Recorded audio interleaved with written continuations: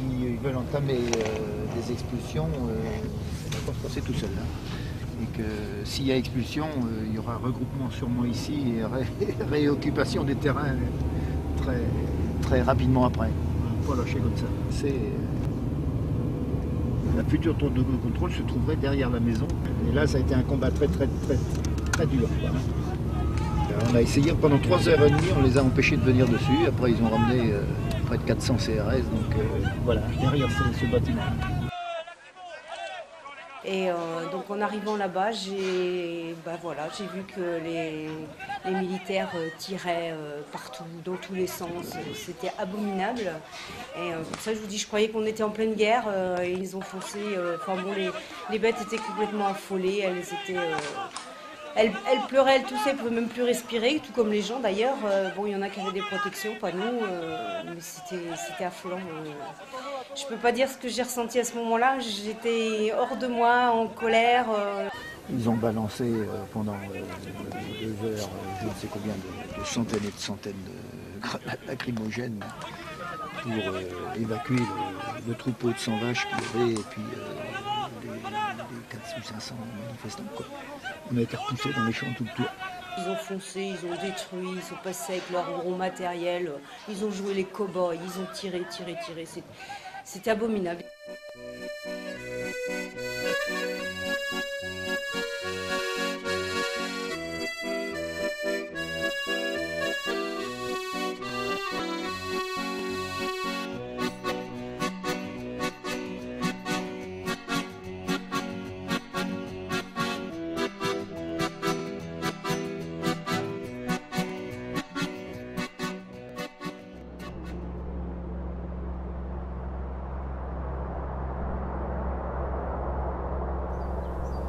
Ils atterriront comme ça et puis ils redécolleront. Hein. Ça, c'est le projet de Vinci de l'IHQE et c'est le projet de Vinci de 4,5 millions de passagers. Alors que le projet de la DUP, la déclaration d'utilité publique, c'est 9 millions de passagers. Ça, c'est le mini-projet. Le projet ne répond pas à la sortie de la DUP. Anvers, c'est le fameux bord routier pour rejoindre la route de Rennes, la route de Vannes.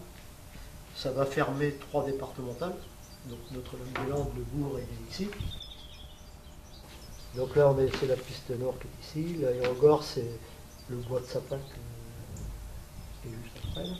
Mais la logique de Vinci, c'est d'avoir des voitures pour faire des parkings payants. L'exploitation de Sylvain est là.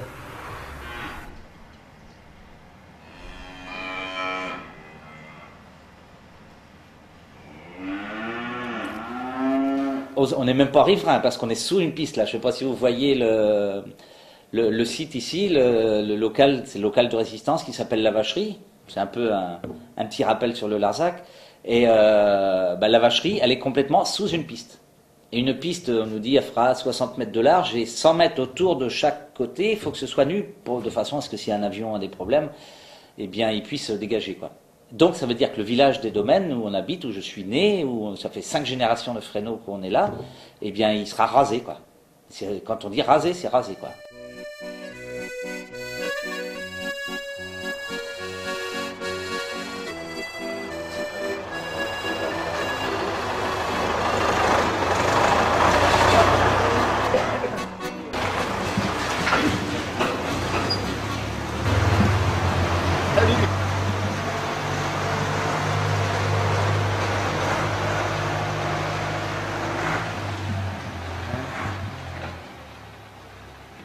Moi, j'ai eu un document qui s'appelait c'est un document de l'Oréam à l'époque.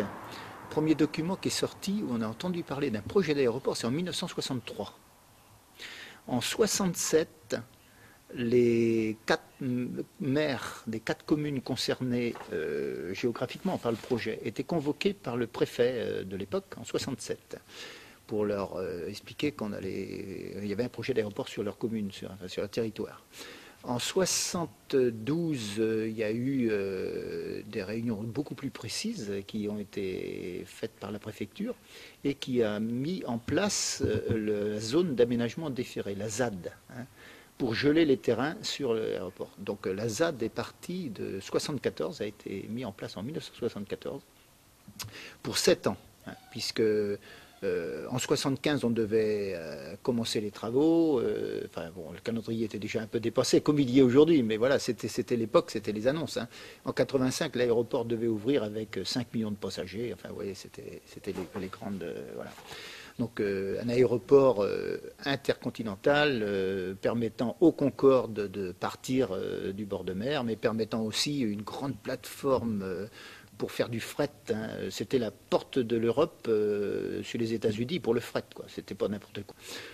Bon, nous on était assez sceptiques. La première chose, c'est qu'on voyait surtout nos exploitations qui allaient être gâchées, et puis on était c'est pour ça que la DECA a été mis en place à ce moment-là et lutter contre ce projet en tant qu'agriculteur, quoi. Je suis un gamin en 70, j'ai 8 ans. Donc moi je suis pas encore militant, sinon que je vais aider papa ou quand il y avait des manifs déjà, qui lui était assez volontaire pour défendre les agriculteurs, pour installer des jeunes, pour dire non, faut pas que ça crève, parce que l'idée de départ c'était de faire mourir le secteur. En disant on gèle pendant 20 ans et comme ça il n'y aura plus de jeunes qui s'installent et les gens qui sont en place actuellement seront en retraite et il n'y aura plus qu'à bétonner, quoi. Pas de peau, dans les années 80, on est tout un paquet de jeunes, on était jeunes en ce temps-là, on y est un peu moins maintenant, mais dans les années 80 on a repris après nos parents et là c'était un peu un flou juridique, un flou j'allais dire artistique, certainement pas, mais un flou. Donc on a pu en profiter de s'installer, on a fait nos bâtiments, on a restructuré les exploitations, on a vécu, quoi. Et puis les années ont passé. 7 ans après, la ZAD était mise en place pour 7 ans, donc elle a été reconduite comme la loi le prévoit 7 années supplémentaires, ce qui nous a amené en 88. Et en 88, le département a perdu son droit de préemption, hein, puisque ce n'était pas renouvelable pour 7 ans, étant donné que les travaux n'étaient pas commencés. Et là, le conseil général et le pouvoir, en fait, se sont arrangés avec les maires des communes encore concernées, les 4 maires, là, pour obtenir des droits de préemption communaux, si on veut. Hein, enfin... Donc nous sommes arrivés il y a 12 ans sur Notre-Dame-des-Landes. Voilà, on recherchait une exploitation agricole depuis 2 ans. On était auparavant installés salariés en Ille-et-Vilaine. Voilà, et on avait un projet d'installation en exploitation laitière. Donc l'exploitation de Notre-Dame nous a tout de suite plu parce que ça s'inscrivait dans un contexte bocager assez remarquable, avec des terres très proches qui touchaient les bâtiments d'exploitation. Donc les vaches avaient accès à 30 hectares sans prendre une route, quoi, uniquement. Donc pour nous qui rêvions de produire du lait en les nourrissant beaucoup d'herbes, de pâturage, c'était un peu l'exploitation rêvée, quoi.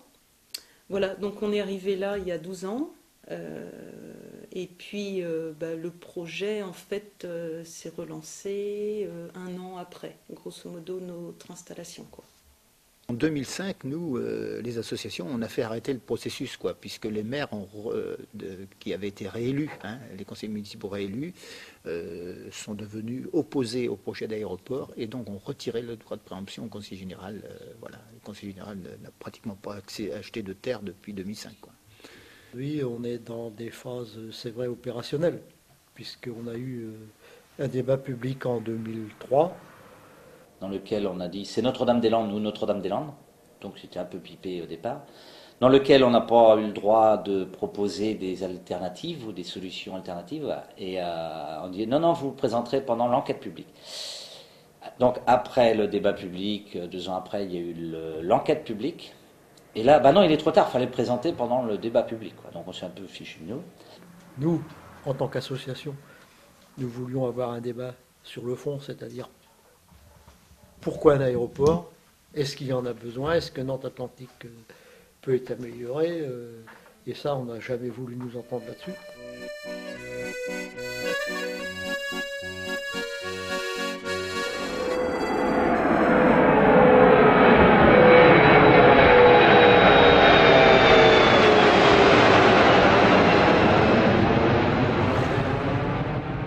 Il y a des affiches dans l'aéroport, là, l'opérateur se félicite et tant mieux, et on est tous contents d'avoir obtenu un label de premier aéroport européen venant des compagnies régionales, hein, si j'ai bien compris, ce qui veut dire que l'aéroport tel qu'il est aujourd'hui convient bien.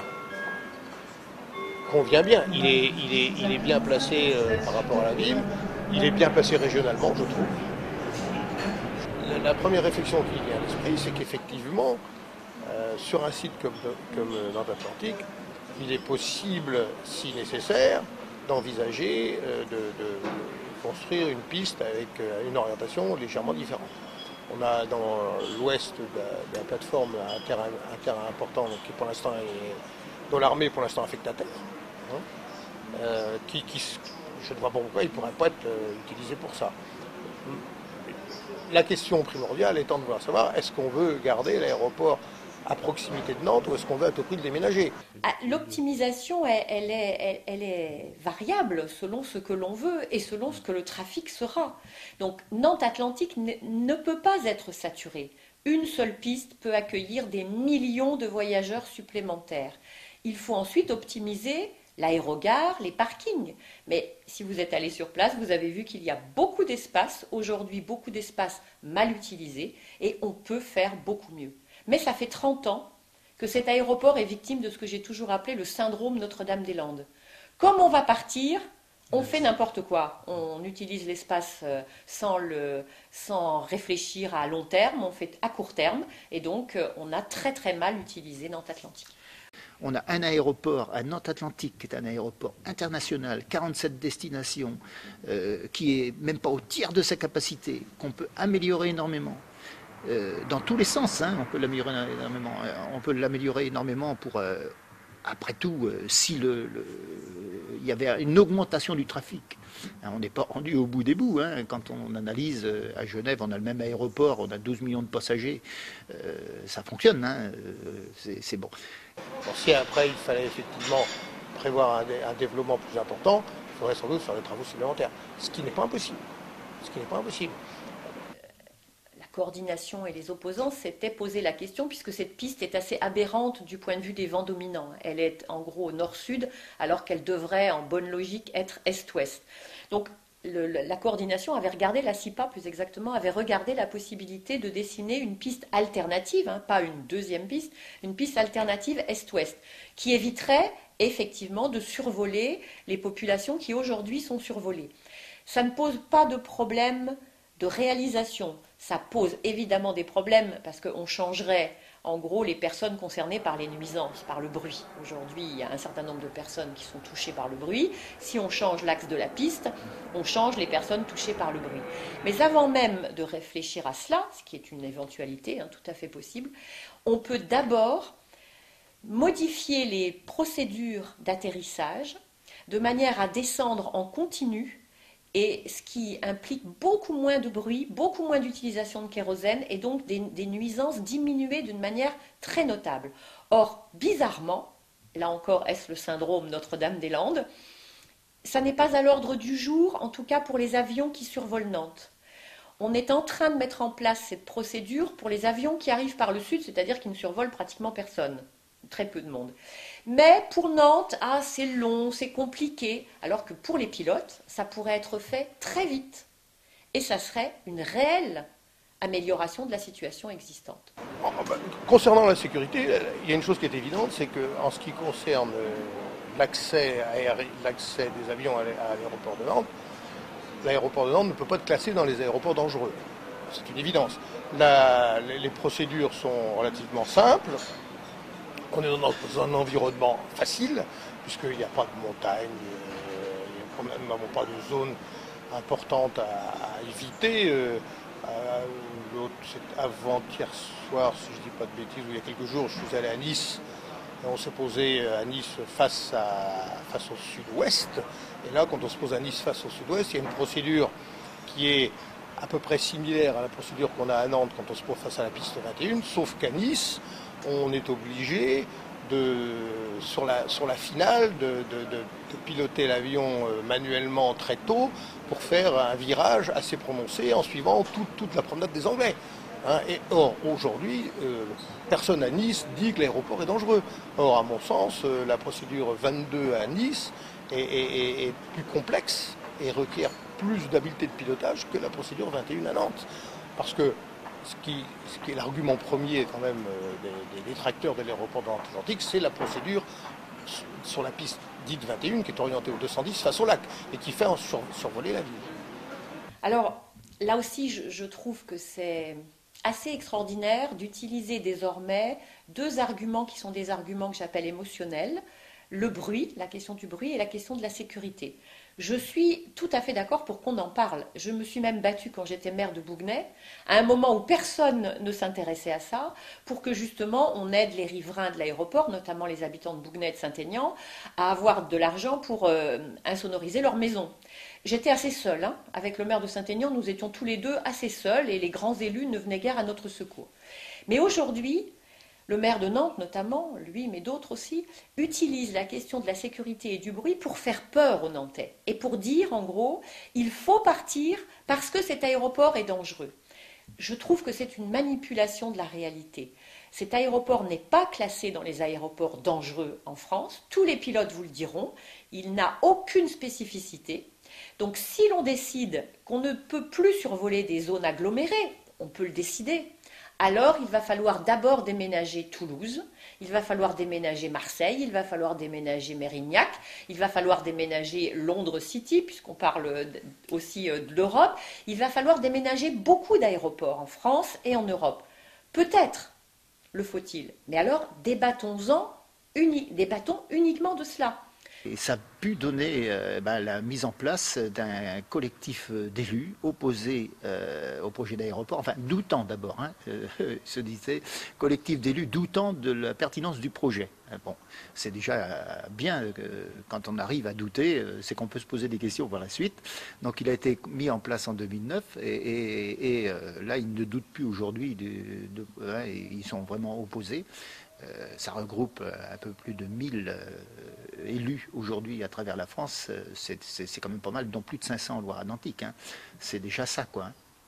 Et qui viennent de faire une étude que nous, les associations, on voulait faire depuis très longtemps. Mais il fallait d'abord trouver un cabinet indépendant. Il fallait trouver aussi les finances, hein, parce que ça dépasse les 20 000 euros.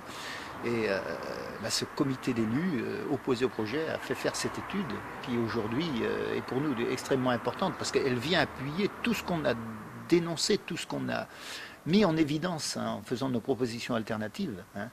Et les conclusions sont assez claires et le cabinet est formel, il ne peut pas s'être trompé. Il a donc repris le dossier qui a fondé la déclaration d'utilité publique et notamment ce qu'on appelle l'étude coût-bénéfice, qui est une étude obligatoire lorsqu'il y a un grand investissement, pour vérifier si cet investissement va apporter un bénéfice ou au contraire un déficit à la collectivité en général.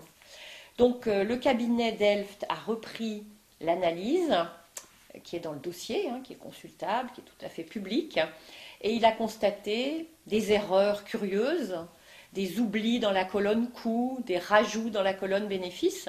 Or, c'est là-dessus que la déclaration d'utilité publique a été fondée, disant que justement un nouvel aéroport était un bénéfice global pour la collectivité.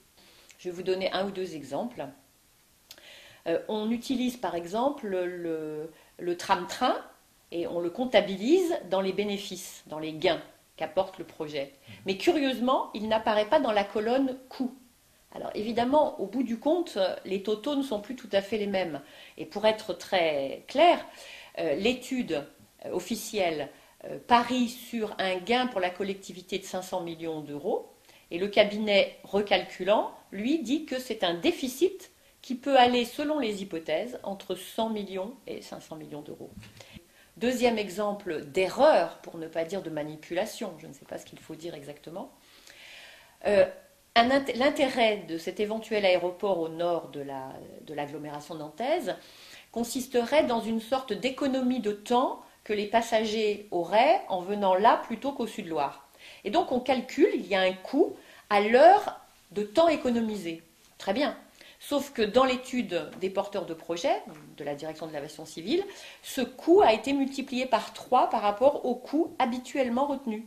Donc évidemment, on obtient un intérêt extraordinaire du projet. Alors, troisième exemple, dans l'étude, on n'a absolument pas pris en compte ni bien sûr l'augmentation probable du kérosène et du pétrole, ni même les coûts nouveaux, les quotas de CO2, vous savez, qui sont dorénavant pour l'aviation comptabilisés. Tout ça n'existe pas. Donc on a vraiment minoré les coûts, augmenté les bénéfices, et évidemment, on est arrivé à une économie intéressante pour faire cet aéroport. Et nous disons, le cabinet dit le contraire. À l'inverse, il a aussi étudié l'hypothèse, puisque nous lui avions demandé, donc ce sont des études évidemment rapides, évidemment, le cabinet n'a pas travaillé des années, mais il a regardé l'optimisation possible de Nantes Atlantique. Et là encore, il dit que l'on peut optimiser Nantes Atlantique, que le coût de l'optimisation serait très largement inférieur au transfert de cet aéroport. Il y a quand même une entreprise d'importance qui est Airbus. Alors, on ne comprend pas, et il n'y a pas de réponse à ça, on ne comprend pas comment Airbus va gérer son activité à l'avenir. Parce qu'on voit quand même l'avion Beluga d'Airbus là, qui transportait, vous connaissez le système d'Airbus, hein, c'est un mécano avec des morceaux construits dans plein d'aéroports européens, et ce mécano est reconstitué en partie à Toulouse et en partie à Hambourg. Hein. Et par des avions, donc gros avions que vous avez déjà vu voir, hein, qui viennent chercher des morceaux construits dans les différentes usines. Ici, il y a une usine à Bougnay, célèbre, parce que on va faire une petite aparté. On dit que mai 68 a commencé à Bougnay. Hein. Donc, on ne parle pas de n'importe quoi. Hein. Donc, quand même, l'usine de Bougnay évacue sa production en grande partie grâce à la proximité de Nantes Atlantique. Que vont-ils faire demain? Comment ça va se passer? Alors, est-ce que comme ça se fait en partie pour les morceaux d'Airbus, ça sera une barge sur la Loire? Est-ce que ça va être par la route? Mystère. Je crois que c'était M. Borloo qui était venu, qui avait déclaré à Airbus qu'ils envisageaient de garder une piste ici, rien que pour Airbus. Il avait dit ça le matin, et là aussi on avait un peu ri, parce que tout à l'heure je vous ai déjà par moment on souriait, là aussi on a un peu ri, parce que l'après-midi ces services avaient dit l'inverse l'après-midi, hein, donc il n'était pas du tout question. Sur le terrain, il y a des associations, il y a des gens, il y a des élus, il y a des simples citoyens qui font un tas de propositions, mais on ne peut pas en discuter. C'est parce qu'il n'y a pas la possibilité de se rencontrer, de discuter.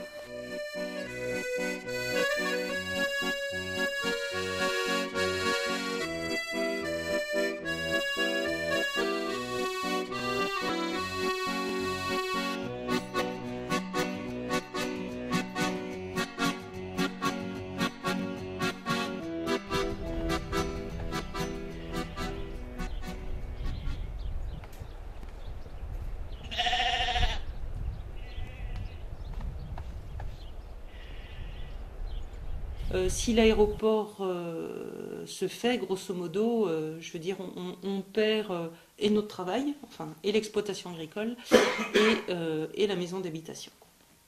Voilà, donc bon, c'est vrai que les enjeux pour nous sont importants. Bon, surtout qu'on a beaucoup, enfin, je veux dire, c'est au bout de 12 ans, c'est un peu maintenant qu'on commence à profiter du travail, parce que c'était une exploitation à l'abandon.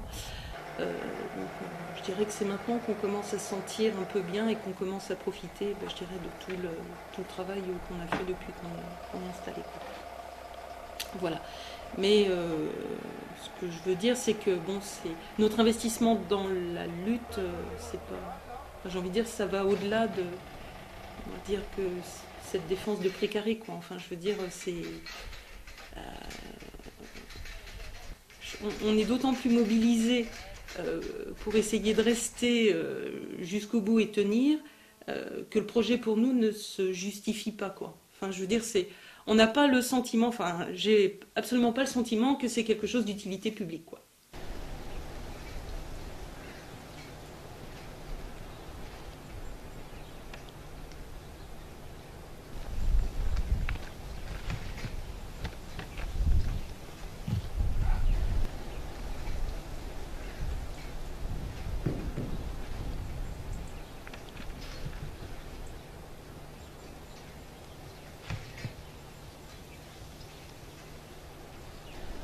On ne peut pas dire que les propriétaires sont intéressés pour vendre, c'est pas ça la question. Parce que le prix qui est proposé aujourd'hui n'est pas attractif pour des terres agricoles déjà. S'il s'agissait de vendre à leurs voisins, ils ne seraient pas d'accord pour vendre à ce prix-là. Hein, c'est un prix qui est imposé, qui correspond aux pratiques moyennes du département en 2007. Voilà. Donc c'est pas, sur le plan agricole, c'est même pas un prix attractif aujourd'hui. C'est pas très déconnecté de la réalité, mais c'est pas très attractif. Et quand vous êtes propriétaire, vous avez 1 hectare, on vous propose là, les 1 600 € aujourd'hui, et vous vous dites que ça va être pour faire un aéroport, pour faire une autoroute, ou pour faire un truc sur lequel il y aura des plus-values, etc. C'est-à-dire qu'on vous prend pour un con, quoi. On va vous acheter à un petit prix de terre agricole quelque chose sur lequel on fera d'autres valorisations. Donc sur le principe, les propriétaires ne sont pas vendeurs. Le débat, c'est de savoir s'ils cèdent à la pression qui est créée en leur disant, de toute façon, il y a eu une déclaration d'utilité publique, vous êtes obligé de vendre.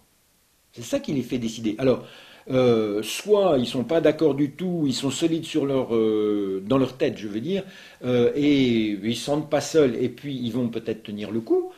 Soit ils n'aiment pas les complications, de toute façon on n'a pas le choix, l'affaire est en route, on ne va pas perdre de temps. Le type de fille de conseil, c'est la 3e fois qu'il rappelle, j'en ai marre d'être dérangé tout le temps, et puis on va vendre. Mais ils vendent je pense qu'on peut dire qu'ils vendent sous la contrainte d'un cadre légal, d'une information où on leur dit de toute façon c'est en route et vous n'avez pas le choix, et puis de petites formes de pression très variables suivant les propriétaires en question. On leur envoie parfois des formulaires qui ont l'air parfaitement officiels mais qui ne le sont pas. On leur fait des trucs assez bizarres. Certains ont été rappelés plusieurs fois la même semaine. Enfin, il y a des formes de pression réelles qui existent, alors qu'on ne peut pas prouver parce que les gens ils vont pas enregistrer à 70 ans, ils vont pas enregistrer au téléphone le type qui les rappelle tous les jours, etc. Non, on ne peut pas dire que les propriétaires vendent de façon vraiment volontaire. C'est un peu forcé.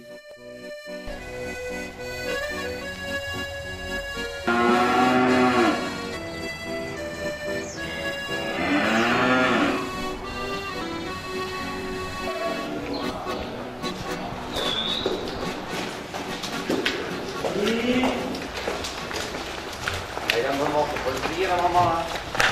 Allô? Allez, un moment là.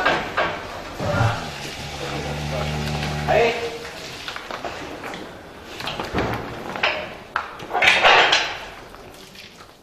L'État Vinci, c'est pas rien, c'est des pressions sur notre élevage, c'est des pressions sur notre personne, sur nos enfants, et ça, c'est pas neutre. On a eu, en 5 ans, on a eu un contrôle sanitaire par an. Et quand la DSV, avec les contrôles, mais les plus durs des contrôles, quoi, parce qu'il y a plusieurs types de contrôles, et nous, à chaque fois, on avait les plus complets. Si bien qu'à la fin, la DSV, la direction des services vétérinaires, disait ça commence à bien faire, votre élevage, on le connaît par cœur, on sait qu'il est propre, il y a quelqu'un qui vous en veut, parce que c'est sur dénonciation, mais ça commence à bien faire. On va faire un courrier au préfet pour dire qu'il arrête de nous envoyer chez vous, quoi. Et là, depuis 2 ans, on n'a plus de contrôle. Mais ça va revenir, parce que ça fait 2 ans, donc on va avoir des contrôles. On nous a supprimé les aides PAC, alors qu'on est clair, on fait faire nos dossiers par un comptable pour pas faire d'erreur, et donc on paye un comptable pour faire le dossier, pour que ce soit bien propre, et on a des contrôles PAC régulièrement tous les ans, et on n'a jamais d'embêtement, et ça fait 2 ans, juste avant Noël, la préfecture nous envoie un courrier en disant nos aides PAC tous supprimés. Et donc on a essayé d'appeler la préfecture pour savoir d'où ça venait. Ah non, les services sont fermés. Donc on a pu appeler que le 3 janvier. Et le 3 janvier, ah non, c'est une erreur. Non, c'est une erreur. Ben voilà. Sans excuse, sans rien, quoi. C'est vraiment une pression supplémentaire qu'on nous a collée, ça on le sait bien. Il y a des moments où on se dit, mais c'est du grand n'importe quoi, ça devient du harcèlement. À tel point que, on a des contrôles inopinés comme ça, on se demande pourquoi. C'est fatigant et voilà. Et c'est vrai que depuis ce projet, depuis ces récents mois là, on se rend compte que finalement, on manipule facilement les gens en faisant passer des idées, en faisant peur aux gens.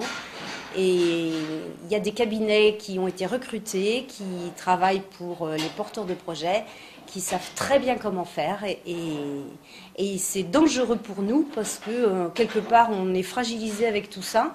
Et il faut qu'on tienne le coup. Et on a notre travail au quotidien à assumer. Et on vient nous casser tout ça par des... Voilà. Donc nous, ils nous ont appelés en disant on veut vous voir. Ils allaient venir à 6. 4. Au moins 4. Entre 4 et 6. Hein. Voilà. Alors, parce que tu as, voilà, la DIRO pour les routes, tu as AGO, tu as FIT Conseil, tu as eu les domaines pour l'évaluation. Donc, ça fait au moins 4. La Chambre, ça faisait la chambre qui se proposait de venir pour nous soutenir, 5. On leur a dit ça va bien, vous allez être plus nombreux que nous avec 5, mais on ne placera pas un mot, on va être anéantis, c'est pas la peine. Quoi. Et donc, on s'interrogeait, on les laisse venir ou pas? On s'est dit, bon, on va plutôt les laisser venir. On leur dit, vous venez à 2 et pas plus, c'est bon, hein, sinon c'est pas la peine. Quoi. Et voilà, donc ils sont venus, nous ont expliqué qu'il fallait qu'au 31 décembre 2012, on leur ait laissé toute la place. Quoi. Voilà, avec un jeu de rôle un peu là, entre quelqu'un qui ne met pas la pression, qui arrange, qui est là, voilà, pour voir les intérêts de chacun, comment ça peut se gérer, mais enfin, sachant quand même qu'au 31-12, il faut être parti.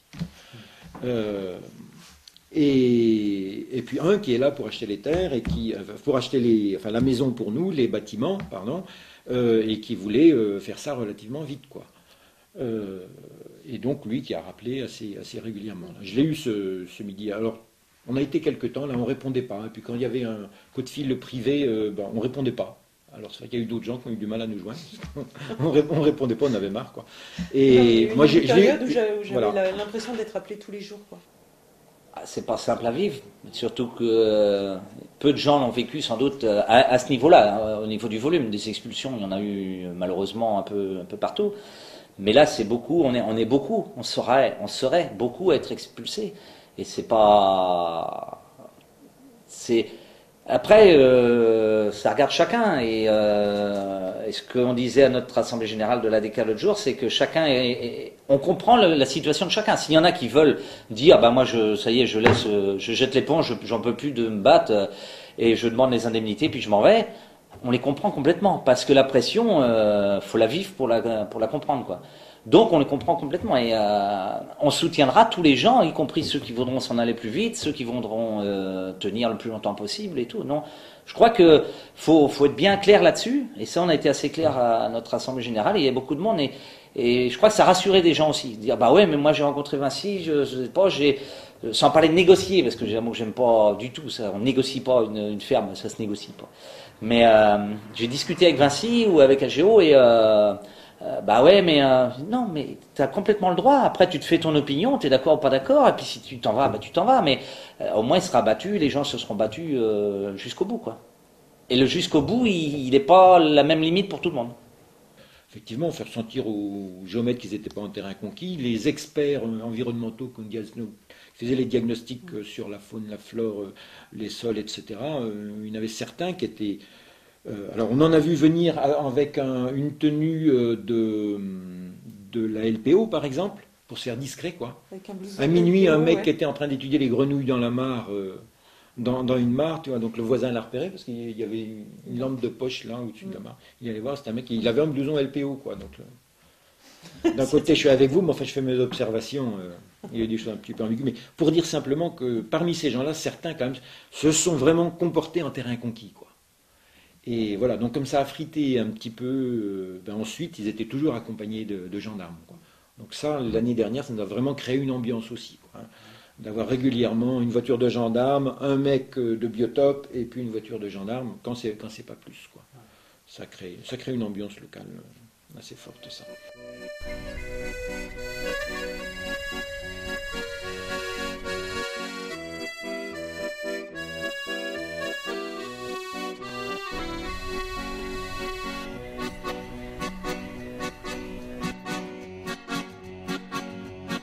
La lutte de Notre-Dame-des-Landes, elle se repose sur 3 piliers.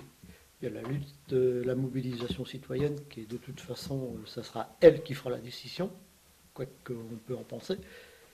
Après, il y a la lutte politique, Mais ça, bon, elle est ce qu'elle est aujourd'hui. Nous avons quand même les deux grands partis majoritaires, PS et UMP, qui sont d'accord sur le projet. Après, divers petits partis politiques s'en sont emparés. Après, c'est à eux de faire en sorte que leurs ambitions par rapport à ce projet ne se fassent pas enterrer par des pseudo-accords d'opportunités préélectorales. Mais après, il y a aussi tout l'aspect juridique, qui n'est pas forcément facile à cerner, parce que le juridique, c'est assez secret, mais m'empêche que là-dessus, on a des grandes cartes à jouer. Mais il m'est impossible de dissocier les trois piliers. Parce que même s'il en manque un, de toute façon, ce projet-là, on aura beau faire aujourd'hui une grande mobilisation citoyenne, ça sera une décision politique qui, de toute façon, en dernier ressort, annulera le projet, peut-être contraint par une pression citoyenne ou par des événements juridiques qui seront incontournables et ils seront obligés d'abdiquer. On retrouve toujours un peu la même chose sur l'histoire foncière. C'est la base des choses, parce que bien, si on veut produire de l'aliment, si on veut travailler, nous les agriculteurs, notre outil de travail, c'est bien la terre. Donc ça, c'est normal, et c'est beaucoup les paysans qui mènent ce combat-là. Mais on voit l'élargissement. L'élargissement du Larzac, c'était antimilitariste, hein, c'était voilà. Quand on a vu sur le Larzac ce qu'on appelait à l'époque le monde hippie arriver, c'était pas facile à gérer. Vous le voyez dans le film. On vit un peu les mêmes choses aujourd'hui ici. Hein, c'est pas un monde hippie, mais c'est des jeunes qui se posent énormément de questions. Puis alors là, moi je les rejoins totalement. Hein. Aujourd'hui, c'est vrai qu'on se pose des questions sur l'avenir. L'avenir est à construire. Il est pas, faut pas tout voir noir. Hein. Je crois qu'il faut construire, mais pour construire, il faut critiquer ce qui existe. Il faut avancer, quoi. Et là, on a affaire à des gens qui viennent nous soutenir aussi. Et c'est une similitude avec le Larzac. Ça, c'est sûr, quoi. Alors après, il faut faire prendre la mayonnaise, hein, comme on dit. Et ça, je pense que on est à le faire, quoi. Moi, je suis très optimiste là-dessus. Il faut prendre le temps de vivre notre lutte qui a démarré en 73, qui fait qu'aujourd'hui, nous sommes arrivés d'une lutte purement paysanne dans les années 73 à une lutte citoyenne. En 2001, quand nous avons posé les premières pancartes de limite de la ZAD, nous avons eu, à ce moment-là, l'impression, pas que l'impression, mais que nous allions gagner le combat à condition d'en faire un combat citoyen. Que la résistance des paysans du début, mais ça il faut la conserver, parce que sans l'occupation de l'espace, on ne pourra rien, mais aussi avec l'apport des urbains et d'une réflexion globale de l'évolution de la société dans laquelle nous vivons, et fait que des projets comme ça, aujourd'hui, il y a une prise de conscience politique dans le sens noble du terme, qui se fait. Et à partir de là, ça permet, au sein de la coordination, qui est disons, un bouilloire d'idées diverses, il faut quand même sans cesse rappeler que l'objectif de la coordination, c'est la lutte contre le projet d'aéroport. Ah oui, ça s'élargit les débats au quotidien. Et c'est très riche parce que dans la coordination, il y a à la fois des associations, il y a des syndicats, il y a des partis politiques, il y a au moins les trois. Puis tout ça c'est des militants, mais il y a 44 associations, syndicats et partis politiques actuellement. Et c'est très très très riche, ça c'est vrai. Je pense que c'est très important qu'il faut que ce soit les gens concernés directement, pas que les agriculteurs, parce qu'il n'y a pas que des agriculteurs sur le secteur. Nous, les agriculteurs, concernés par plusieurs choses, c'est l'outil de travail, c'est la maison d'habitation, c'est le lieu de vie, hein, c'est le salaire, enfin c'est le revenu au bout du mois, c'est tout ça. Mais il y a aussi les habitants, il y a des gens qui habitent sur cette zone-là, qui ne sont pas agriculteurs, qui ont toujours été là, qui ont leur maison, qui ont leur habitude, qui ne voient pas pourquoi ils iraient ailleurs. Tant qu'on a dénoncé que ce dossier-là, ce projet-là n'est pas d'utilité publique. Nous, on le répète, il n'est pas d'utilité publique. Donc, on ne voit pas pourquoi on partirait. Ça, c'est notre force, je pense. Et après, c'est la solidarité, c'est, voilà, pour les gens qui viennent aujourd'hui s'installer sur la ZAD, hein, parce qu'il y a des installations, on va aller en voir tout à l'heure, sur la ZAD. Je pense qu'il faut que ces installations-là, elles soient vraiment pour une durée dans le temps. Hein. Et moi, je les mets à même niveau que ceux qui sont installés depuis 40 ans, ou ceux comme Sylvain ou moi, on peut dire, nos familles sont là depuis 1838 ou 1840. Hein, voilà, qu'on est arrivé hier ou qu'on est arrivé dans le temps, on est tous là, et c'est à ces gens-là de garder la main sur la lutte. Moi, c'est une vraie richesse, c'est une force aussi, aujourd'hui, de pouvoir faire un mélange de tous les citoyens et citoyennes qui sont intéressés par une lutte contre un projet comme ça. Ça permet que de simples paysans que nous étions en 73, aujourd'hui le milieu de l'aéronautique, eh ben, on le connaît. Et le milieu juridique, eh ben, on commence à le percevoir. Et c'est une vraie richesse. Et c'est ça qui fait peur au pouvoir politique.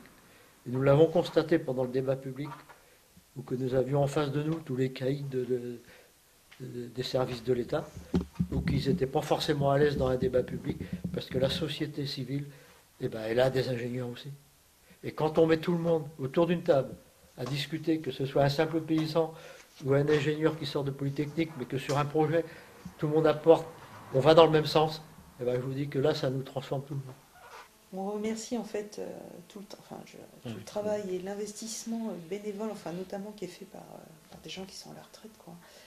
Mais je veux dire, il y a tout un travail de rencontre, etc., qui est sidérant, quoi. Bon, là, c'est une vraie entreprise, hein, l'opposition à Notre-Dame-des-Landes. Il y a au moins l'équivalent de 10 temps plein entre ces choses-là, le travail auprès des gens, auprès des propriétaires, les accueillir. Un propriétaire vient te voir, il faut lui expliquer les trucs, etc., prendre le temps. Je veux dire, t'en fais deux par jour, mais pas plus, quoi. Après, si on agite c'est important, enfin, voilà. Je veux dire, ce temps de contact, de prise en compte individuelle, enfin, je veux dire, c'est hyper important, quoi. Mais, faut du temps, quoi. Oui, il faut du temps. Tu ajoutes les vigies, les gens qui vont très régulièrement faire ça, etc. Enfin, nous, on joue notre rôle dans notre exploitation et on tient le coup aussi. On pense qu'on joue notre rôle à côté des autres qui pourraient ne rien faire et qui ont un investissement formidable sur la cause, sans retomber direct pour eux, quoi. Chacun dans son rôle, quoi. Mais oui, on a besoin de se côtoyer de temps en temps quand même pour se rassurer et pour tenir le coup, quoi. Seul on ne tiendrait pas le coup, c'est clair.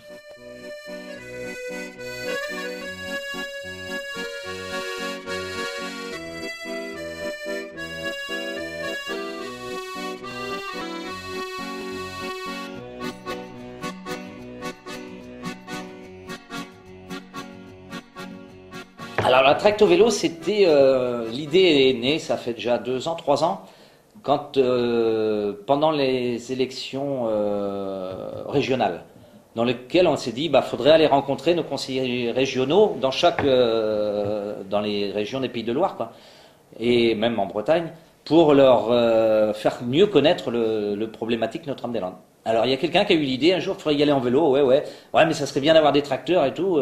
On s'est dit, pourquoi pas les deux.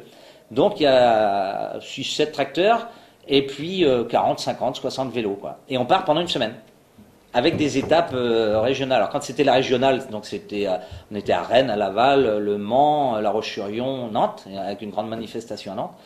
Et là récemment, on est monté à Paris. On s'est dit, c'est la capitale, mais on va bien y arriver à y aller quand même. En fait, il n'y a pas plus de kilomètres que de faire la régionale. Et donc on est parti le 6 novembre et on est arrivé à Paris le lendemain du 11 novembre, donc le 12, avec une grande manifestation nationale, qu'on a voulu nationale, et c'est là qu'on a fait activer tous les réseaux des mouvements et associations politiques ça a abondé beaucoup, quand on était 5000 personnes à Paris. Les tracteurs sont rentrés dans Paris, c'est pour les loups, c'est les tracteurs, les vélos, et il y a même des animaux qui sont venus, il y a 2 vaches et 2 chèvres, qui sont venus dans la manifestation. Donc les Parisiens étaient un peu surpris, et la presse nationale a beaucoup relaté cet événement-là, et qui nous a fait beaucoup de bien, quoi. C'est assez poignant, je peux vous dire, surtout que le mercredi, on n'avait plus le droit de rentrer, de faire la manifestation, et encore moins d'aller avec les tracteurs devant le Sénat, parce que c'était interdit, et on s'est levé très tôt le matin, avant le champ du Coq. Et on a réussi à emmener les tracteurs devant le Sénat et on les a stationnés là. Et on a attendu la manif qui venait à 10h, quoi. Donc on n'avait pas le droit d'emmener les tracteurs, mais on l'a fait quand même. On a pris de gauche et puis on a réussi à emmener les tracteurs, les animaux et on a fait notre manifestation. Ah là, c'était un super succès. Là on est super, on est revenu gonflé. Euphorique parce que faut bien aussi de temps en temps qu'on ait des moments de victoire et ces moments de victoire faut qu'on en profite parce que pas longtemps après il y avait un article sur les canards locaux en nous cassant et en disant c'est fait et voilà. Vinci reprend la main quoi. D'office où les porteurs de projets reprennent la main systématiquement. Dès qu'on fait un article sur une victoire entre parenthèses de notre côté, eh bien le lendemain il y a un article dans les journaux, les quotidiens locaux quoi, même nationaux. La tracto-vélo a été une merveilleuse ouverture aussi, où que le socle de la tracto-vélo, c'était la disparition des terres agricoles. Mais en fait, après, ça a permis d'avoir une multitude de luttes qui se sentaient un petit peu isolées. Et on en a fait quand même la réussite que nous avons eue devant le Sénat, et aujourd'hui des contacts qui sont pris ailleurs aussi. Par rapport aux incinérateurs au niveau de Clermont-Ferrand, les lignes LGV, d'autres problématiques. Donc, en élargissant le combat, ça peut faire des victoires locales. C'est vrai que dans la tracto-vélo sur Paris, c'était aussi pour essayer sur un plan national, que les gens sachent qu'il y a un projet d'aéroport à Notre-Dame-des-Landes, mais les soutiens... les collectifs de soutien restent encore assez régionaux, quoi. C'est la Bretagne, c'est les Pays de Loire, mais je veux dire, on entend, là, même s'il y a d'autres luttes qui se sont greffées à la manif à Paris, je trouve que faut peut-être continuer à communiquer avant la campagne présidentielle, mais on aurait peut-être bien des paroles de campagne à faire remonter. On entend tous les jours parler nos politiques. Ça va être ça, le rush des présidentielles, là, avec les déplacements en province, etc. Peut-être qu'effectivement, au niveau citoyen, on a peut-être aussi des paroles de campagne à faire remonter pour faire entendre un peu toutes les aberrations, entre guillemets, qui peuvent exister par-ci, par-là, à Notre-Dame comme à bien d'autres endroits.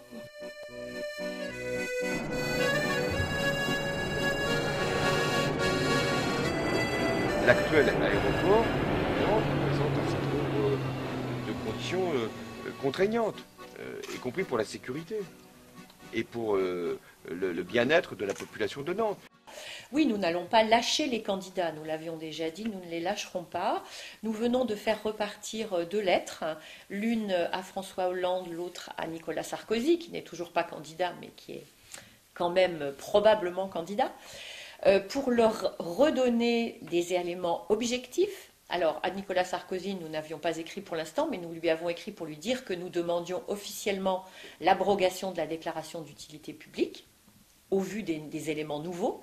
Et à François Hollande, nous lui avons écrit pour lui dire que l'argument de la sécurité qu'il a avancé lui-même dans la presse, sans doute parce qu'on le lui avait soufflé, n'est pas un argument qui tient la route. Et que s'il veut effectivement nous convaincre de sa capacité à apporter des solutions à la France dans bien des domaines, il faut d'abord qu'il nous prouve qu'il est capable de regarder un dossier finalement assez peu compliqué que celui-là. S'il n'est pas capable de regarder, lui ou ses conseillers, les faits objectifs de ce dossier, comment pourrions-nous croire un instant qu'il ait des solutions réelles pour une politique alternative ? On met la pression sur tous les courants politiques par rapport à Notre-Dame-des-Landes. On ne peut pas se permettre de privilégier plus certains que d'autres. Pour nous, c'est à eux de se déterminer en fonction de ce qu'ils veulent faire avec nous comme projet. Et à partir de là, on a envoyé des courriers à tous les présidentiables. Au mois de janvier, Mélenchon vient sur Nantes, donc il faudra que Mélenchon, comme d'autres se prononcent par rapport à ce projet-là. Après, les électeurs, ils trancheront. Mais au moins, il faut que le Notre-Dame-des-Landes, maintenant, on en a à peu près la certitude que ça sera un projet quand même qui sera d'envergure nationale par rapport à la politique de demain. Les négociations entre partis risquent d'être assez tendues. Déjà, on a vu que Eva Joly, sur le nucléaire, s'est retirée, mais il y a le nucléaire et Notre-Dame-des-Landes. C'est bien lié, les deux sont liés. Et l'autre jour, elle nous a fait un clin d'œil, je vous ai pas remarqué, mais dans notre combat, on dit je ne céderai rien. Et une chanson, c'est je ne céderai rien. Et l'autre jour, dans son intervention, elle a dit je ne céderai rien.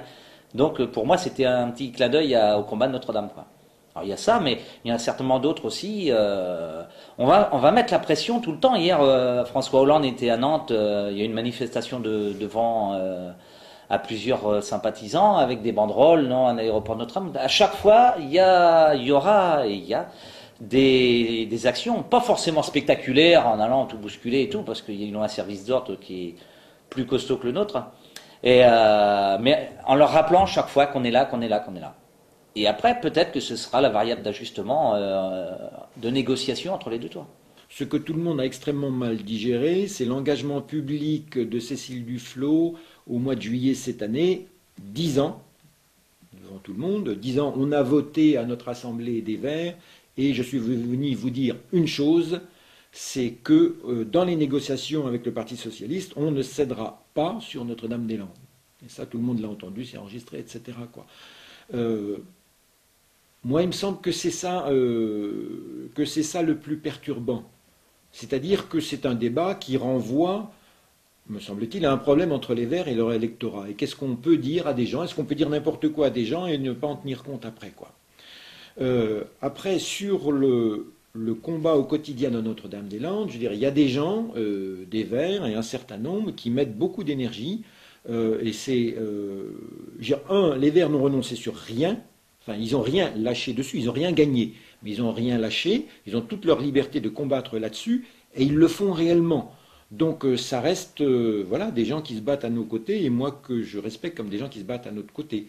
Je peux vous dire, j'ai entendu ça, j'étais à la traite, et de colère, j'ai pris mon téléphone, et puis j'ai appelé José Bové, j'ai dit, c'est quoi le plan là? Qu'est-ce que vous nous faites là? Vous nous faites un petit dans le dos et tout. Donc il m'a expliqué qu'en fait, c'était sorti du contexte, parce qu'autrement ça n'aurait pas avancé, quoi.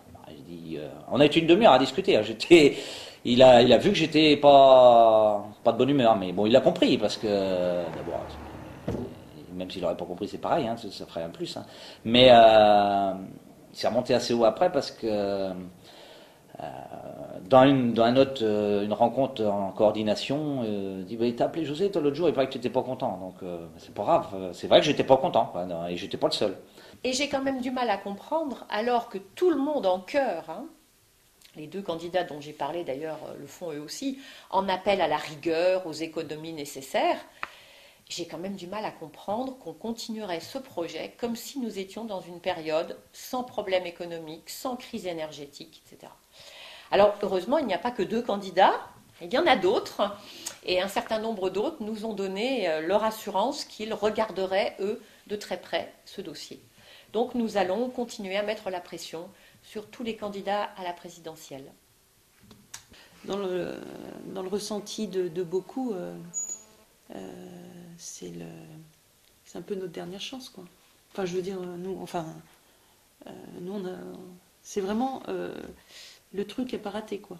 Parce qu'on se dit si la vie n'a pas changé à ce moment-là, dans les quelques mois qui suivent, enfin, on peut encore attendre les législatives, mais je veux dire après, on doute que ça réussisse, quoi.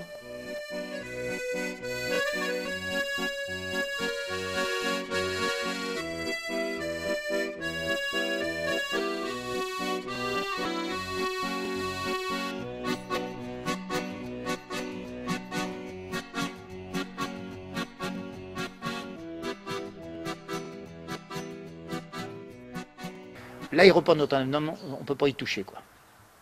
Il a été décidé avant, il était décidé avant le Grenelle. Bon, comment ça s'est passé pendant le Grenelle? Il était condamné, hein, cet aéroport. Hein. les 7 grandes associations nationales qui participaient au Grenelle, et le Grenelle avait décidé qu'il n'y aurait pas de nouvelles plateformes aéroportuaires en France. On en a déjà 147 chez nous, c'est quand même pas mal. Les Allemands en ont 49, les Anglais 37, mais ce sont des pays sous-développés. Mais nous, au moins, on est développés, 147, non, 148e, voilà. Pourquoi pas. C'est le 15e dans les 2 régions, Bretagne, Pays de Loire, on a 14 aéroports quand même. Hein. Bon, on va vous dire, ils ne sont pas tous rentables, donc il faut en faire un gros. Ouais, bah ça, c'est le problème des grandes surfaces. Vous savez ce que ça veut donner. Tous les petits magasins se sont cassés la gueule parce que les grandes surfaces ont été établies. Alors Jean-Marc Ayrault, quand François Bayrou était venu, c'était en hiver comme à la saison là, et on lui avait prêté des bottes. C'était prévu comme ça.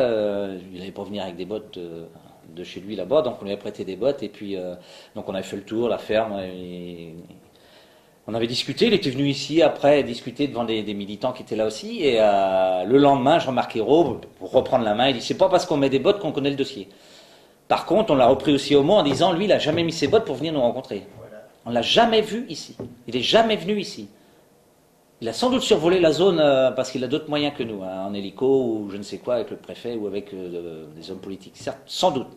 Mais il n'est jamais venu sur le terrain nous rencontrer. La seule fois qu'on a pu le rencontrer, on était ensemble, Michel, c'était en menaçant de lui bouffer son conseil municipal à Nantes, de lui, pas saccager, mais de lui torpiller son conseil municipal.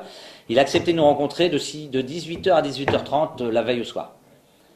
Et il nous a écoutés, puis à la fin il a dit de toute façon vous faites ce que vous voulez, mais vous ne touchez pas à ma personne. Alors allez faire les manifs que vous voulez sur Nantes, mais ne touchez pas à ma personne. C'est tout ce que j'ai à vous dire. Au revoir messieurs, dames. Non, mais c'est ça qu'il nous a dit. Hein. Ça veut dire qu'il a une assez haute valeur de sa personne. Aujourd'hui, quand on interroge des Jean-Marc Ayrault ou autres au niveau ou Oxiette, c'est il faut désenclaver l'ouest de la France, il faut l'ouvrir sur le monde. Et des discours. Aujourd'hui, on sent quand même que les politiques ils sont plus au service des grandes boîtes multinationales comme les TP ou autres. On peut aussi déborder sur tout ce qui se passe autour de l'agriculture avec l'introduction ou la réintroduction à marche forcée des OGM, tout ça. Donc on a un débat réellement de société aujourd'hui. Qui est-ce qui oriente le développement, entre guillemets, le développement avec un grand D, des besoins de la société? Est-ce que ce sont encore les politiques ou est-ce que ce sont les multinationales qui sont soucieuses plus de la rentabilité de leurs actionnaires que du bien et des aspirations de la société? Pour lui, c'est viscéral au même titre que c'est viscéral pour nous, je crois.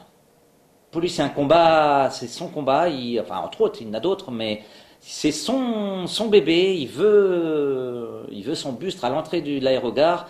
C'est une image de dire ça, mais il le veut cet aéroport, il ira jusqu'au bout. Contre vent et marée, même contre l'opinion publique, il ira parce qu'il le veut. C'est lui qui l'a porté depuis le départ, enfin depuis Jospin, depuis 2000 que c'est relancé, et il le veut, il ne veut pas céder. Pour lui, c'est un combat politique et personnel surtout. Et je crois que c'est ça. Et c'est pas lui qu'on arrivera à faire céder. Parce qu'il est rendu trop loin dans l'absolu, il en veut absolument, il ne peut plus faire marche arrière. Dans son idée, il ne peut plus faire marche arrière. C'est par d'autres qu'on arrive à le faire rétrograder, mais c'est tout. Lui, on n'arrivera pas à le faire évoluer.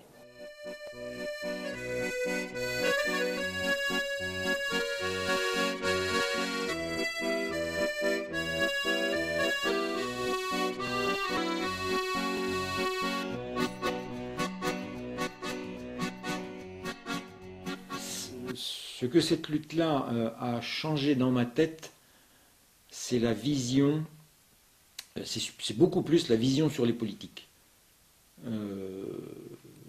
Parce que voilà, je suis fils d'ouvrier agricole, tout petit agriculteur, et alors donc c'est-à-dire relativement légaliste, j'aime pas trop l'agitation, les mouvements, etc.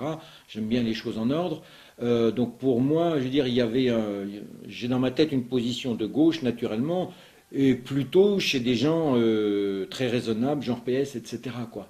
Et quand même, au bout de 10 ans où on se bat contre des projets d'un mec du PS, soutenu par le PS, par l'ensemble du PS, et en concertation avec la majorité, ça te sape un peu les bases, quoi. Quand on voit, comme agriculteur, quand on voit les élus de la majorité socialiste du Conseil général qui ont voté cette disparition de milliers d'hectares agricoles, là, sans même exprimer un regret ou quoi que ce soit, moi, ce genre de choses m'a beaucoup secoué, quoi. Oui, c'est assez désespérant quand on pense, comme c'est mon cas et comme c'est le cas de beaucoup des opposants, que nous sommes dans un monde qui devrait réagir de manière rationnelle, avec des élus qui ont en principe la charge de la réflexion, du long terme, et qui se refusent visiblement à regarder les éléments objectifs nouveaux que nous apportons. Comme s'ils avaient peur que finalement leur position soit affaiblie, comme s'ils ne voulaient plus entendre parler de cela, et comme si maintenant le seul argument c'est trop tard, c'est fini, c'est en cours. Or, même si c'est désespérant d'avoir en face ce silence assourdissant, nous pensons encore qu'il faut continuer à argumenter, que la population, elle, sera peut-être plus réceptive que finalement les élus, et que demain, nous arriverons en continuant, notamment aussi sur toute la question environnementale, la question de la loi sur l'eau, à prouver que ce projet est vraiment destructeur, qu'il est coûteux et qu'il est inutile. On s'inscrit en faux sur l'insécurité, on s'inscrit en faux sur la saturation. Évidemment, on n'est pas objectif sur d'autres critères comme les nuisances, parce que évidemment, nous, on voit un avion passer au-dessus de nos têtes, on le regarde, on éprouve plutôt un principe de plaisir que de dire « Ah, zut, encore, ça fait du bruit ». Il me semble qu'il faut répéter que l'aéroport est une chance pour les Nantais, voilà, plus à proximité, que demain, à 17 km, il faudra les faire, que ne nous faisons pas d'illusions, la fameuse ceinture verte qu'on nous vend et qui sera censée éviter que de nouveau des avions s'envolent des agglomérations est totalement utopique. On sait très bien que, alors, on peut voir l'aéroport Charles de Gaulle bien sûr, mais ça se passe ailleurs, que les gens vont s'installer près de l'aéroport pour le travail, etc. Ça va créer. Donc nous en tant que pilotes, on réagit un peu de façon épidermique. On dit, mais c'est quand même pas possible que le citoyen, le contribuable, va payer pour détruire un outil et en créer un autre dont on ne sait même pas s'il va être opérationnel de la même façon, s'il va être utile. Alors, et il me semble, pour écouter les médias et lire le journal fréquemment, qu'on serait plutôt en période de vache maigre qu'en période dispendieuse. Donc, pourquoi les pilotes se mêlent à l'histoire, c'est, je pense, par réaction on est scandalisé. On ne peut pas entendre des contre-vérités sans intervenir. Aujourd'hui, nous, lorsque nous aurons gagné la lutte à Notre-Dame-des-Landes, ce sera sans doute la lutte foncière la plus longue de l'histoire de France. Je suis peut-être un peu prétentieux en disant ça, mais on se donnera rendez-vous le jour de la victoire. Mais nous sommes quand même depuis 1974, pour certains, par rapport à vivre ce futur projet. Donc il faut composer, il faut surtout, et là nous avons réussi, c'est que tous les porteurs de projets ont voulu nous enfermer dans une logique de riverains ou de futurs riverains. Et ça, nous avons réussi à éviter ce piège-là pour en faire un projet, un emblème de société par rapport à ce qu'il ne faut plus faire. Et même une pratique de démocratie.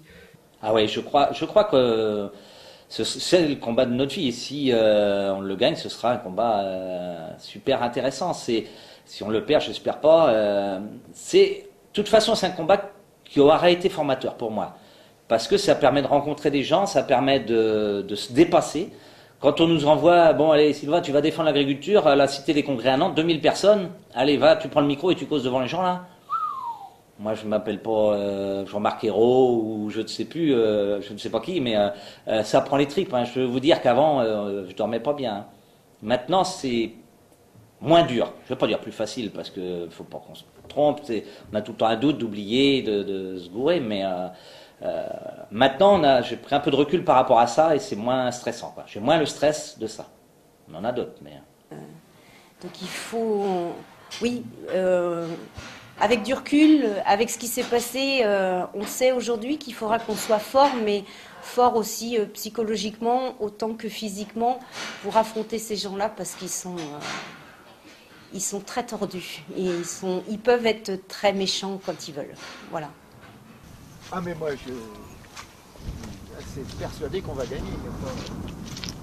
C'est pas possible qu'ils arrivent à faire ça contre la population. Et d'ailleurs, bon, c'est au niveau politique qu'on peut se poser beaucoup de questions.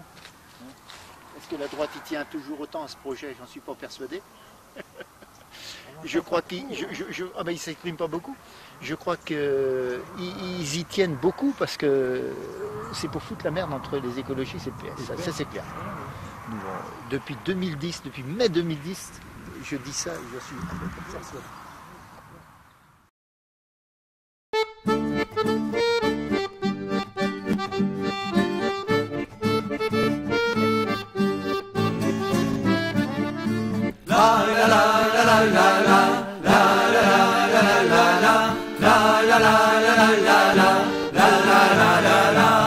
Ma vie est en danger par des élus imbus de pouvoir. Ils veulent me massacrer et vandaliser mon terroir. Piller l'imposition pour un projet pharaonique. Dépenser des millions pour un désastre écologique. Citoyens, sois vigilants, car Notre-Dame-des-Landes, c'est la terre de tes parents. Citoyenne, sois vigilante, car Notre-Dame-des-Landes, c'est la terre de tes enfants.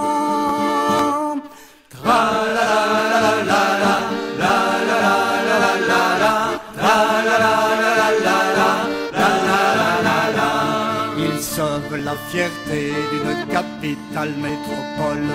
Ils refusent d'écouter quand on dit qu'il n'y aura plus de pétrole.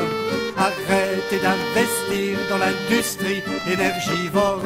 Il est temps d'atterrir, il y a déjà trop d'aéroports. Citoyens, sois vigilants, car Notre-Dame-des-Landes, c'est la terre de tes parents. Citoyenne, sois vigilante, car Notre-Dame-des-Landes, c'est la terre de tes enfants.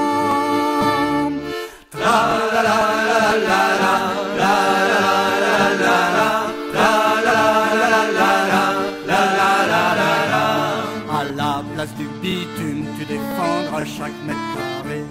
Tu feras des légumes et des produits de nécessité.